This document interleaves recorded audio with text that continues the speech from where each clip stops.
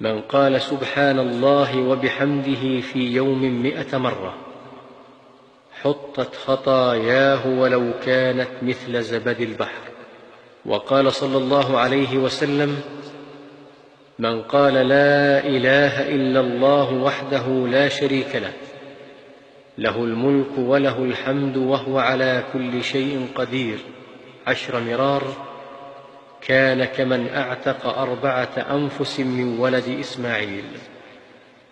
وقال صلى الله عليه وسلم: كلمتان خفيفتان على اللسان ثقيلتان في الميزان حبيبتان إلى الرحمن، سبحان الله وبحمده، سبحان الله العظيم.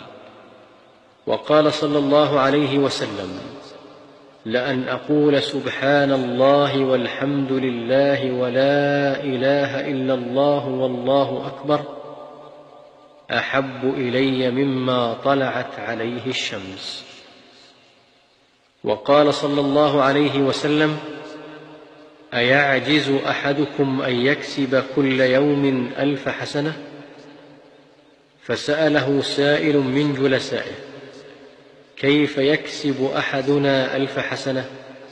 قال: يسبح 100 تسبيحة فيكتب له 1000 حسنة أو يحط عنه 1000 خطيئة. وقال صلى الله عليه وسلم: من قال سبحان الله العظيم وبحمده غرست له نخلة في الجنة.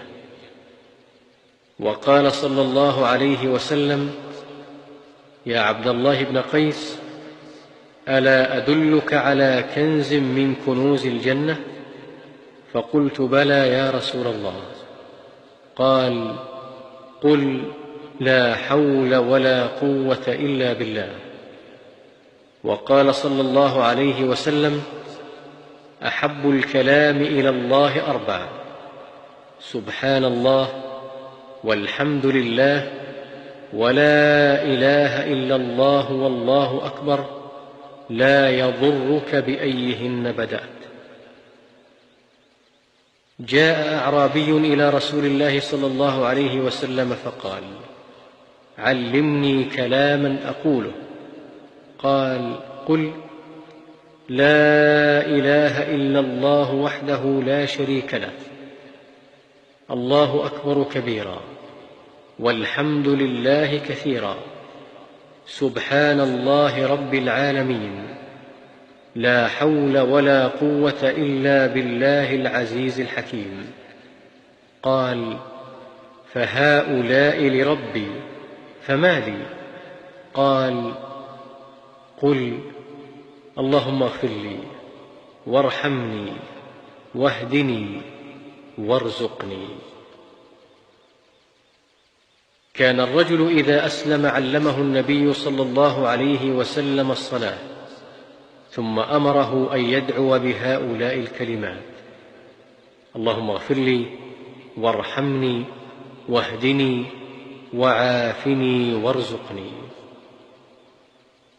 إن أفضل الدعاء الحمد لله، وأفضل الذكر لا إله إلا الله.